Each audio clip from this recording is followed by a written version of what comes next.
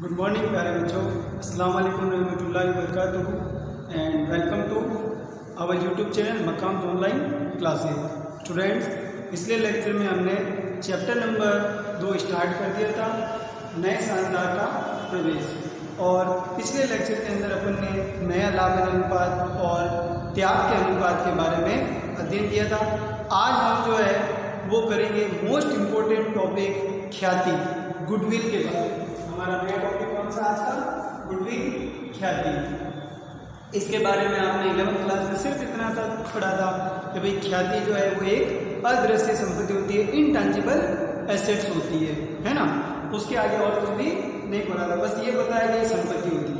आज हम जो है वो ख्याति के बारे में डिटेल से पढ़ेंगे और ख्याति का मूल्यांकन क्या होता है, ख्याति का लेखांकन क्या होता है।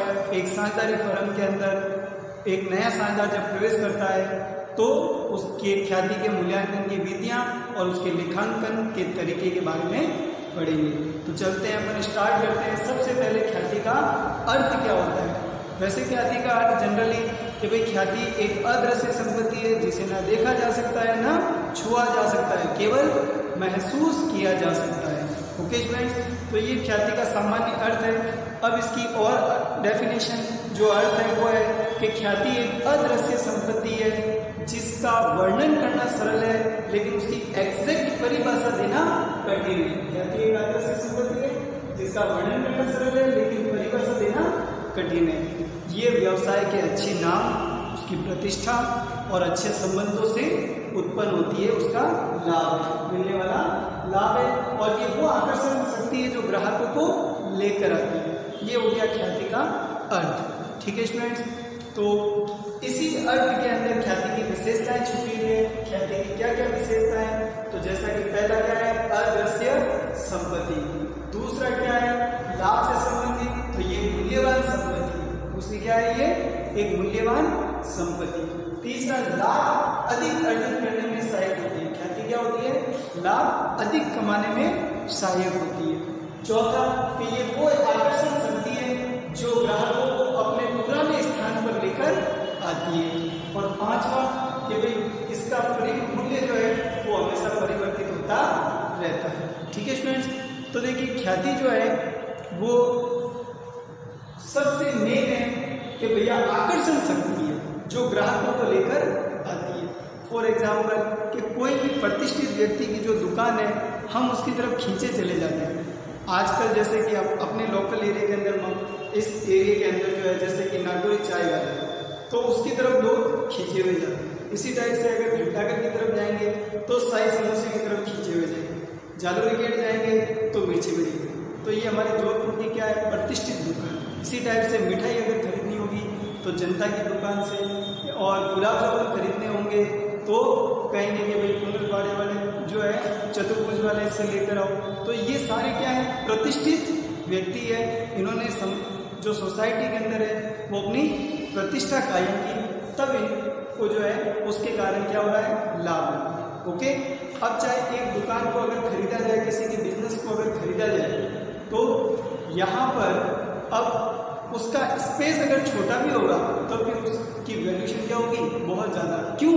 उसकी ख्याति के कारण, उसके लाभ के कारण, क्योंकि उसको क्या हो रहा है, ज़्यादा लाभ हो रहा है। ओके, अब देखिए ख्याति की विशेषताओं की बात है कि ख्याति के मूल्य को प्रभावित करने वाले तत्व।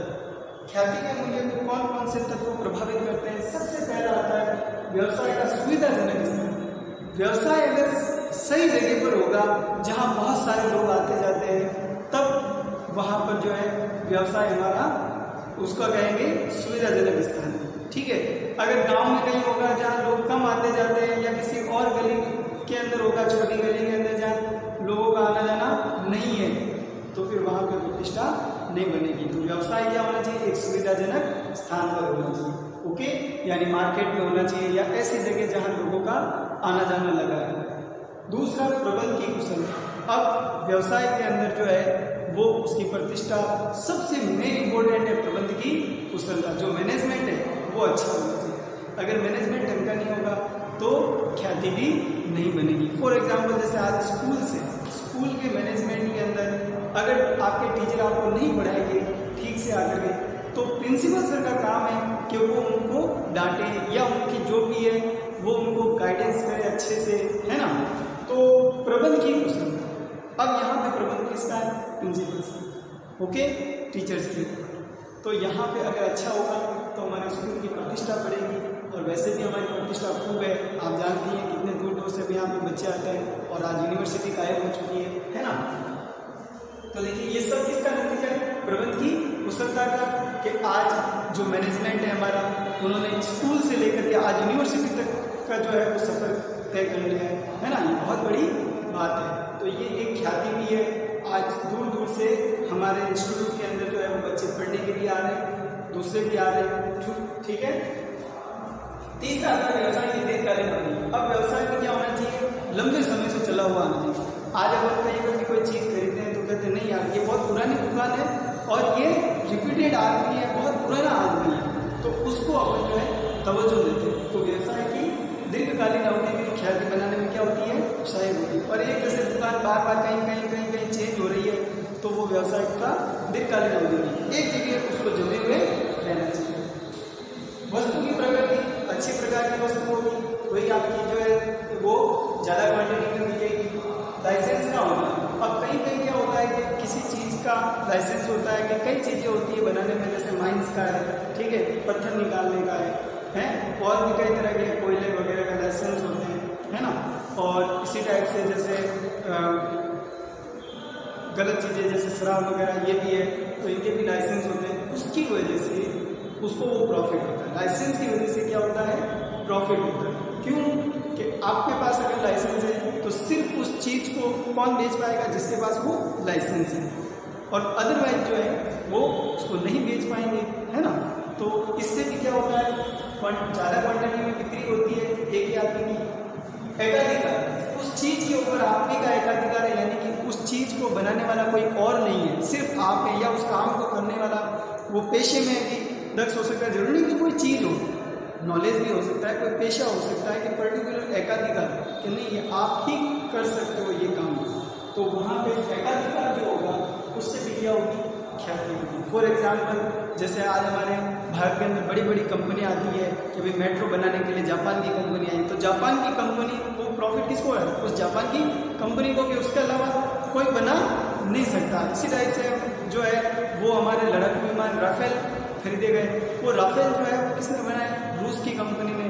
तो यहाँ पर उन कंपनियों का क्या है? एकाधिकार है कि नहीं ये चीज़ ये सिर्फ यही बना सकते हैं और किसी के पास वो टेक्नोलॉजी नहीं है। तो ये क्या हो गया?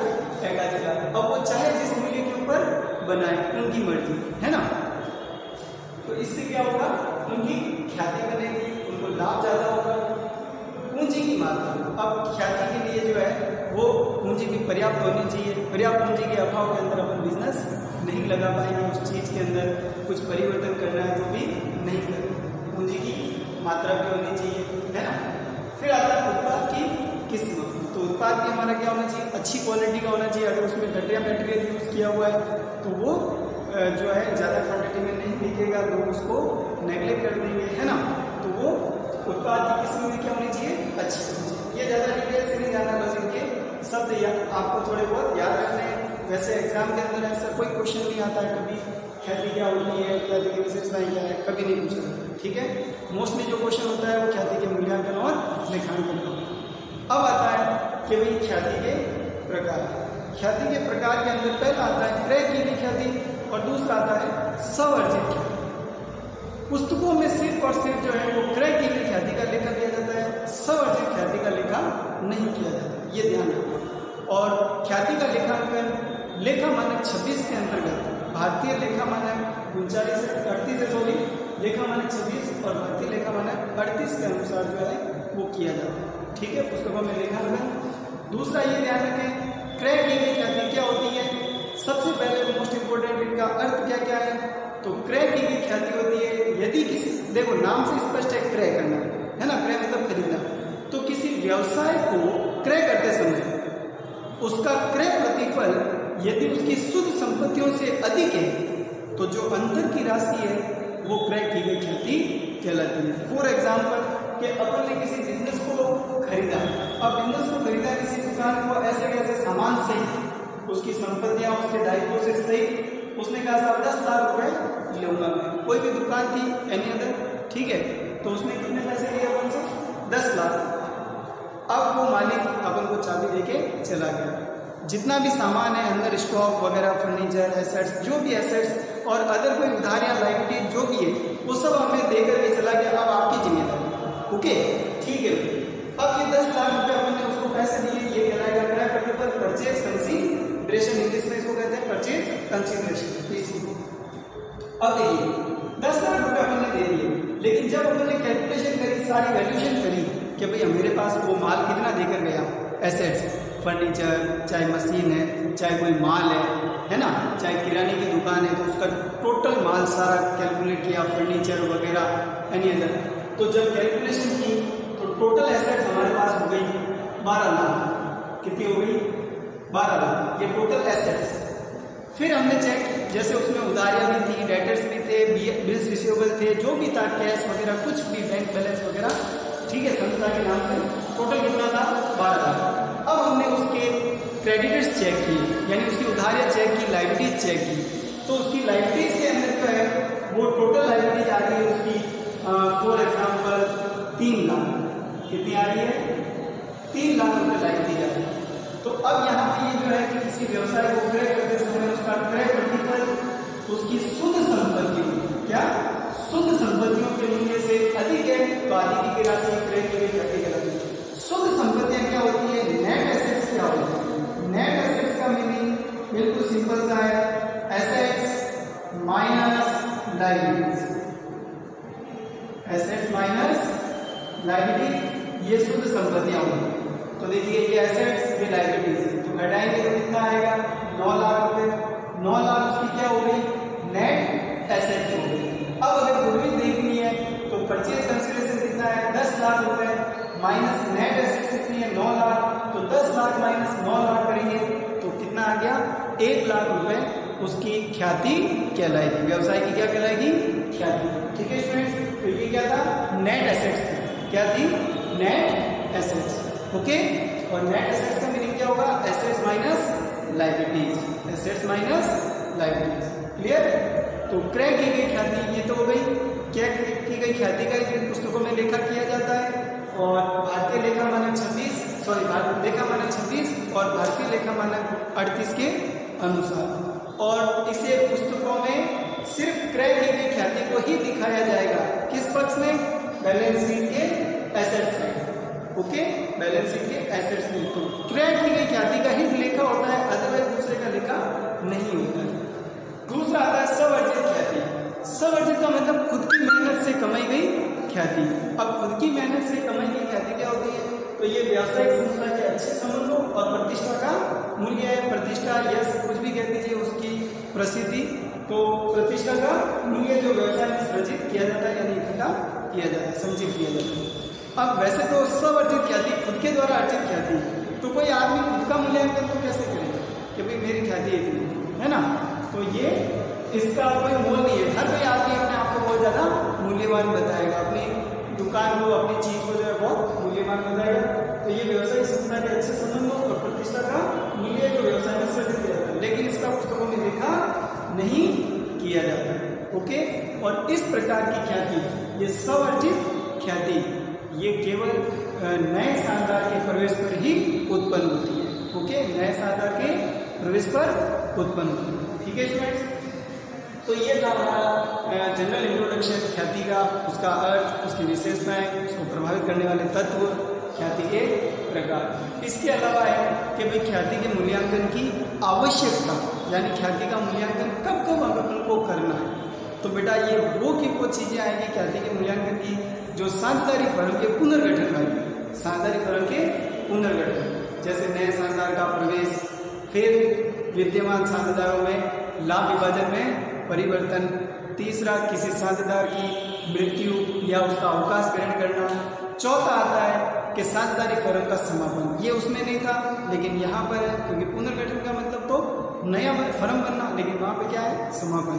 तो फर्म के समापन पर, और दो फर्मों का एकीकरण। दो साझेदारी फर्में अगर एक हो रही है तो उसको क्या कहते हैं? एकीकरण कहते हैं। तो दो फर्मों के एकीकरण।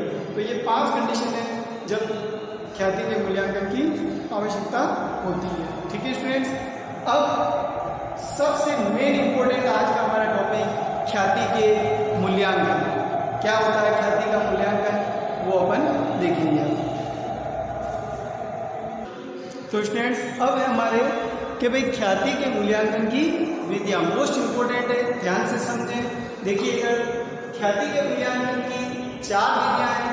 सबसे पहली विधि है वर्षों की क्रय विधि, दूसरी आएगी पूंजीकरण विधि, तीसरी गुप्त या अनुमानित ख्याति विधि, और 14 क्रय प्रतिफल विधि। ठीक है स्टूडेंट्स, ये 4 विधियां हैं ख्याति के मूल्यांकन की। फिर 5वीं एक और विधि आएगी क्रय प्रतिफल के बाद की वर्षों की क्रय विधि, वार्षिकी विधि।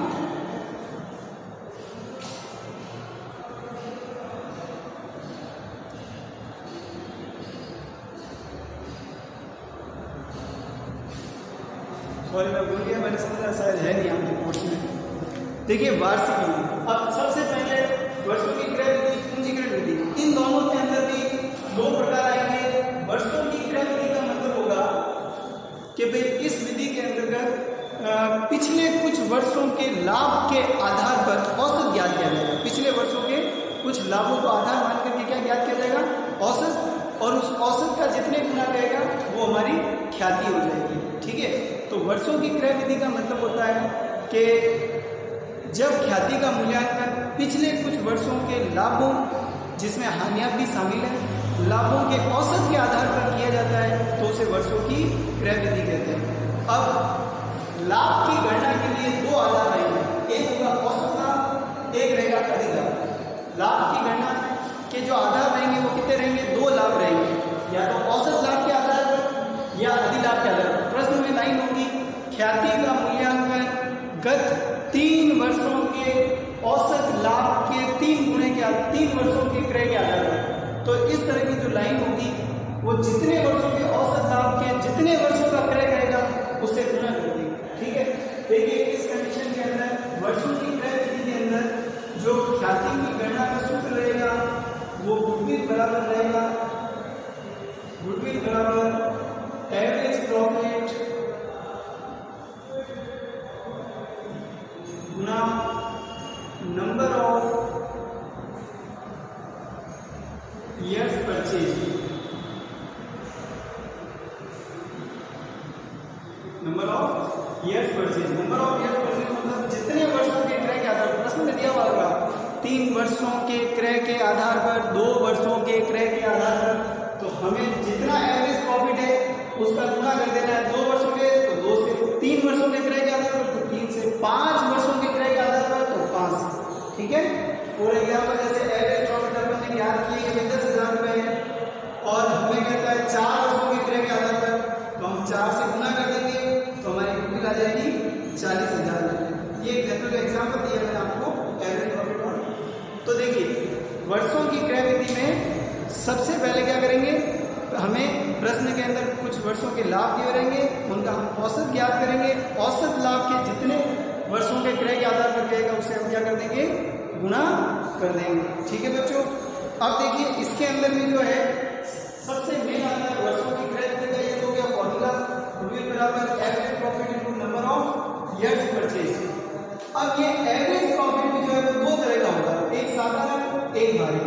तो ये भी अपन इसके बारे में आज पढ़ेंगे। वर्षों की क्रय विधि के अंदर औसत लाभ के अंतर्गत, औसत लाभ के आधार पर, और वर्षों की क्रय विधि के अंतर्गत ख्याति का मूल्यांकन। ठीक है बच्चों,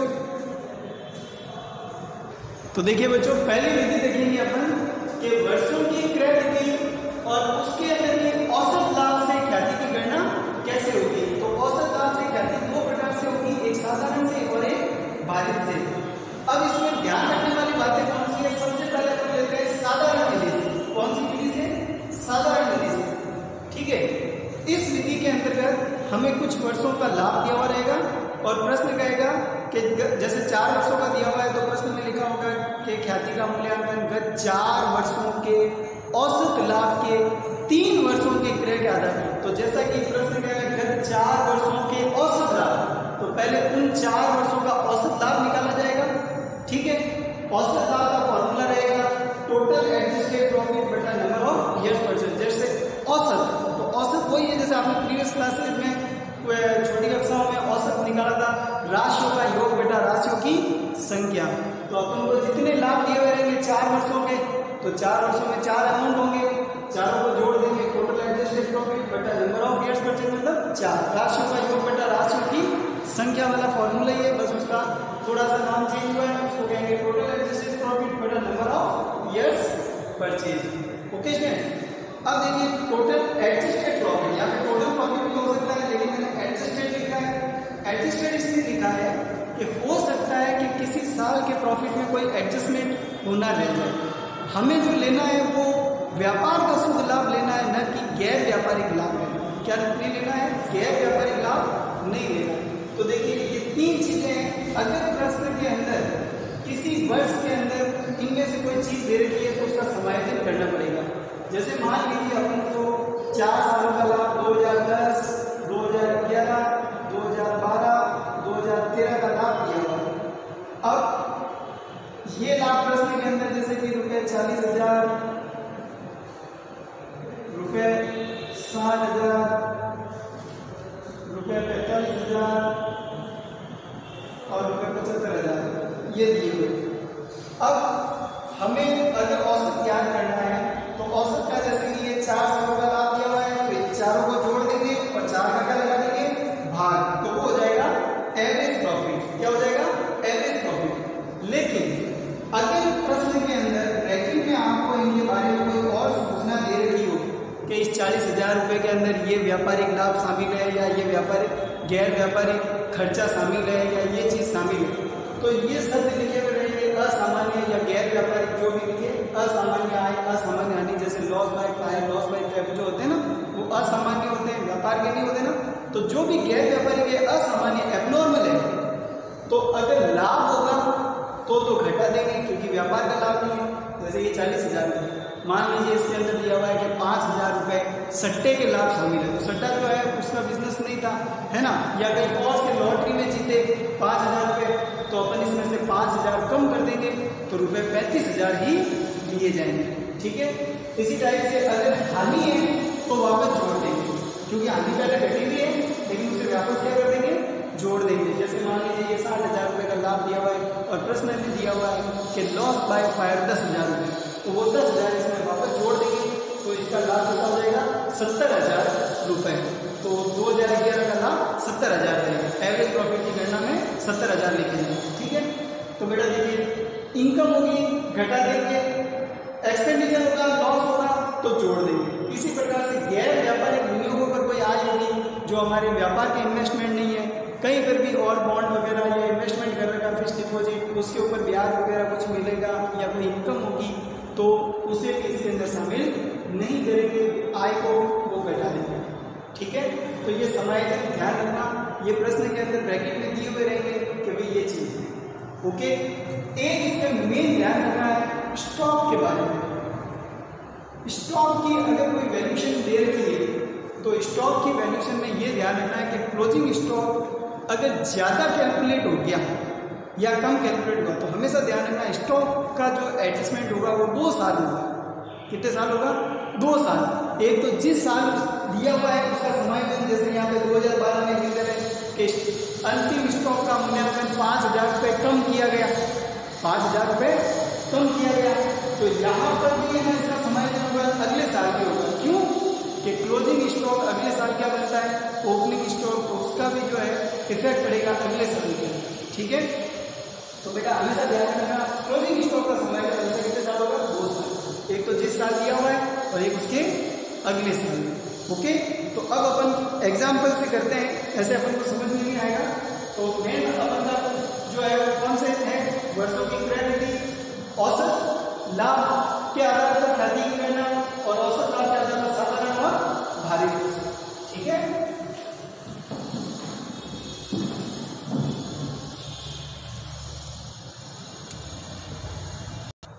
तो देखिए बच्चों, ये एग्जाम्पल लेते हैं अपन औसत लाभ से ख्याति की गणना वर्षों की क्रय की, वो भी साधारण लाभ से। एक फर्म के पिछले 5 वर्षों के लाभ निम्न है। अब ये 5 वर्ष दे रहे हैं हमको 2012, 13, 14, 15, 16 और इसके लिए लाभ है 15,000, 18,000, 25,000, 10,000 और 27,000।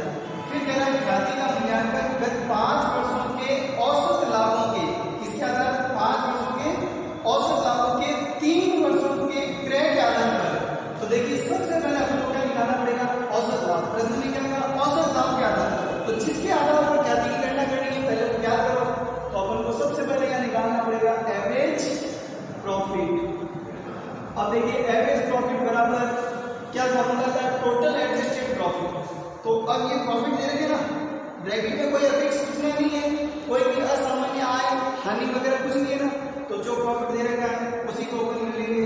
इन सब को क्या करना है, जोड़ना है, टोटल करेंगे तो 15,000 plus 18,000 plus 25,000 plus 10,000 and plus 27,000 बटा नंबर ऑफ ईयर्स कितने हो जाएंगे, 5, क्योंकि 5 साल के लाभ किए हो गए। तो अब देखिए 15 और 18 ये हो गए 33, 33 और 25 58, 58 और 10 68, 68 और 27 95,000। तो ये हो गए आपके 95,000 बटा 5, बाहर लगाएंगे तो ये आ जाएगा 19,000। कितना आ जाएगा, 19,000। ठीक है बच्चों, ये क्या आ गया, एवरेज प्रॉफिट। अब इसकी गणना करेंगे गुडविल की, तो गुडविल बराबर फॉर्मूला एवरेज प्रॉफिट 19,000 रुपया आएगा, तो 19,000 गुना नंबर ऑफ ईयर्स परचेज। तो नंबर ऑफ ईयर्स परचेज देखिए कितना दिया होगा उसने, 3 वर्षों के क्रय के आधार पर नंबर ऑफ ईयर्स परचेज कितने हैं, 3 गुना करेंगे तो ये आ जाएगा 19 की 57,000। तो ये हमारी गुडविल हो जाएगी फर्म की 57,000 रुपये। ठीक है बच्चों, तो ये था एक जनरल एग्जाम्पल। अब एक एग्जाम्पल जिसमें समायोजन हो वो भी ले लेते हैं। हाँ, एक चीज और ध्यान रखनी है आपको कि अगर किसी जगह पर आपको लॉस दिया हुआ है, क्या दिया हुआ है, लॉस, तो वहां पर लॉस को क्या करना है, माइनस करना है, प्लस नहीं करना है। क्या करना है, माइनस। फॉर एग्जाम्पल कि अगर इस प्रश्न के अंदर आपको ये 25,000 रुपये और ब्रैकेट में लिखते हुए लॉस, ठीक है, इस आप ये माइनस में देते हुए जो भी है 25,000 लॉस देते हुए, तो यहाँ प्लस की जगह क्या आ जाएगा, माइनस आ जाएगा। ये प्लस की जगह क्या हो जाएगा, माइनस हो जाएगा। तो अब यहाँ पे 95 में से 25 कम कर दो, तो 95 में से 25 कम करेंगे तो कितना आ जाएंगे, 70,000 रुपये है ना, सॉरी 70,000 में नहीं आएंगे क्योंकि वो माइनस के और हो गए। तो 15, 33, 33 और 10 43, 43 और 70, 43 और 27 70,000, 70 में से 25 जाएंगे 45,000 बचेंगे। लाभ कितना बचेगा, 45,000। ठीक है, 45,000 बटा 5 करेंगे तो ये कितना आएगा, 9,000 और 9,000 में 3 करेंगे तो कितनी हो जाएगी, 27,000 रुपये हमारी ख्याति हो जाएगी। ध्यान रखना, अगर लॉस है तो क्या करना है, माइनस करना है। अभी यहाँ पे माइनस नहीं है, प्लस कर देते हैं इसको तो ठीक है, 57,000। ओके, अब चलते हैं एडजस्टमेंट वाले की तरफ। देखिए स्टूडेंट्स, एग्जाम्पल, एक फर्म के पिछले 3 वर्षों के लाभ निम्न है। 2015, 16, 17, 15 में 40,000, 16 में 30,000, 17 में 33,000। लेकिन अब समायोजन भी दे रखा है कि 40,000 के अंदर रुपये 10,000 असामान्य लाभ शामिल है, 30,000 के अंदर रुपये 5,000 असामान्य हानि शामिल है, यानी हानि को घटाने के बाद है, और 33,000 के अंदर रुपये 8,000 रुपये विनियोग पर ब्याज भी शामिल है। ख्याति का मूल्यांकन 3 वर्षों के औसत लाभों की 2 वर्षों के क्रय के आधार पर करो। सबसे पहले क्या निकालना पड़ेगा, औसत लाभ, और फिर औसत लाभ का 2 से क्या हो जाएगा, गुणा। तो पहले एवरेज प्रॉफिट की जब कैलकुलेशन करेंगे अपन इस प्रश्न में, एवरेज प्रॉफिट बराबर, ध्यान से समझ, देखो average profit total adjusted profit, तो अपन को पहले से घटा के लेना है, प्लस से कोई वर्किंग नोट नहीं लगाना। लाभ है तो लाभ को क्या करना है, माइनस करना है, हानि को क्या करना है, वापस जोड़ देना है, और जो इनकम है तो इसको भी वापस क्या कर देना है, घटा देना है। तो देखिए 10,000 घटाएंगे तो कितना बचेगा, 30,000 रुपये, प्लस 30,000 रुपये के अंदर ये 5,000 35,000 रुपए प्लस 33,000 में 8,000 घटाने पड़ेंगे, तो घटाएंगे कितना बचेगा 25,000। ये 25,000 बटा 3। तो देखिए इन सबको जोड़ेंगे 30, 35, 65 और 25 90,000। 90,000 बटा 3 करेंगे तो ये आ जाएगा 30,000 रुपए औसत लाभ। ये क्या आ गया औसत लाभ। अब क्या करेंगे गुडविल की गणना, तो गुडविल बराबर एवरेज प्रॉफिट 30,000 और गुना कितने वर्षों के क्रय के आधार पर कह रहा है, तो 2 वर्षों के क्रय के आधार पर। तो नंबर ऑफ ईयर्स परचेज कितने हो गए 2 हो गए, तो 30 गुना कितना हो गया 60,000 रुपए। तो ये हमारी क्या आ गई ख्याति आ गई। ठीक है बच्चों, एक और इसी टाइप का एग्जाम्पल लेते हैं अपन। देखिए बच्चों एक और एग्जाम्पल अपन लेते हैं ख्याति के मूल्यांकन का साधारण औसत लाभ विधि से। ठीक है, साधारण औसत लाभ विधि से अपन को ये तो पता चल गया कि सबसे पहले अपन को क्या करना है, सबसे पहले अपन को औसत लाभ निकालना है, और जो औसत लाभ आएगा उसको नंबर ऑफ ईयर्स परचेज जितने वर्षों के क्रय के आधार पर रहता है उससे क्या करना है गुना करना है। ठीक है, अब एवरेज प्रॉफिट के अंदर सबसे पहले टोटल एडजस्टेड प्रॉफिट बटा नंबर ऑफ ईयर्स परचेज। तो देखिए अपन यहाँ पे एवरेज प्रॉफिट की कैलकुलेशन करते हैं। सबसे पहले एवरेज प्रॉफिट बराबर, अब देखिए इस क्वेश्चन के अंदर भी 25,000 दे रखा है, ब्रैकेट में दे रखा है रुपये 5,000 सट्टे का लाभ शामिल है।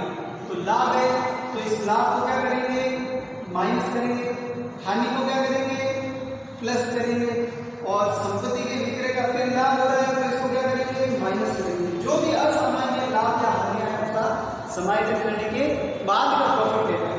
तो देखिए 25,000 5,000 क्या करने घटाएंगे तो कितना बचेगा 20,000। तो ये पहले साल का लाभ हो गया 20,000 रुपए प्लस, अब देखिए माइनस 5,000 का मतलब ये हानि दे रखी है प्रश्न के अंदर। प्रश्न में दिया हुआ रुपये 40,000 स्टॉक की हानि। स्टॉक मतलब या तो चोरी हो गया, आग से जल गया, या जो कुछ भी नुकसान हो गया उसका देखो वैल्यूएशन अलग होती है। एक होगा कि स्टॉक का मूल्यांकन कम किया गया, मूल्यांकन अलग है। यहाँ पे ये क्या है हानि। तो ये हानि जो है ये क्या करनी है हमको बस यहीं पे प्लस या माइनस करनी है, तो प्लस करनी है। तो देखो एक तरफ दे रखा माइनस में 5,000, जब इसमें प्लस 40,000 करेंगे अपन जोड़ेंगे तो ये आएगा प्लस का 35,000 रुपये ज्यादा हो गया, ये 35,000 फिर प्लस 22,000 रुपये। तो 2,000 संपत्ति के विक्रय का लाभ घटाना है, तो 22 में से हो जाएंगे कितना बचेगा 20,000 रुपये बटा 3, 1 2 3 साल 20 20 40 और 35 75,000। 75,000 बटा 3 करेंगे तो ये आ जाएगा रुपये 25,000। औसत लाभ कितना आ गया 25,000 रुपये। ये तो हो गया हमारा लाभ। लेकिन अब देखो इस प्रश्न के अंदर एक चीज और दे रखी है 60,000 रुपये वेतन रुपये 10,000 वार्षिक है। तो अगर कभी ये वेतन वगैरह दिया हुआ है तो अपन को नेट प्रॉफिट लेना है। ठीक है, तो नेट एवरेज प्रॉफिट जब कैलकुलेट करेंगे, नेट एवरेज प्रॉफिट, तो उसमें वेतन को घटा दिया जाएगा। जो भी एडजस्टमेंट होगा सबसे ज्यादा सेक्रेटरी हालांकि उनका 1200 ही होगा, वेतन ही होगा ज्यादातर। तो इस वेतन को क्या करेंगे घटा देंगे। तो यहाँ पे नेट एवरेज प्रॉफिट जो है वो 25,000 माइनस 10,000। जैसा कि अपन लाभ और नियोजन खाते में करते आए नेट डिवाइडेबल प्रॉफिट, तो वेतन घटाते ना 25,000 माइनस 10,000 करेंगे तो ये कितना आ जाएगा 15,000। ये हमारा नेट एवरेज प्रॉफिट आ गया। और जब अब गुडविल की कैलकुलेशन करेंगे तो गुडविल बराबर औसत लाभ के 4 वर्षों के क्रय के आधार पर औसत लाभ नेट वाले लेने के लिए 15,000 और गुना 4 वर्षों के क्रय के आधार पर, तो 4 से गुना 15 4 60,000 रुपये। ये हमारे क्या आ गई गुडविल आ गई। ठीक है बच्चों, तो ये थे हमारे ख्याति के मूल्यांकन की वर्षों की क्रय विधि के आधार पर। और वो भी वर्षों की क्रय विधि में 2 लाभ आएंगे। कितने वर्षों की क्रय विधि में गणना कैसे होती है, गत वर्षों के लाभों के आधार पर गणना की जाती है। और उन लाभों का आधार क्या रहेगा, या तो औसत लाभ या अधिलाभ। औसत लाभ के अंदर के 2 साधारण और भारित। तो आज अपन कौन सा किया है साधारण। अगले लेक्चर के अंदर अपन भारित औसत लाभ से, अधिलाभ से और पूंजीगत विधि से गणना करना सीखेंगे। ठीक है बच्चों, तो आज के लिए इतना ही, मिलते हैं अगले लेक्चर के लिए, तब तक के लिए गुड बाय, अस्सलाम वालेकुम।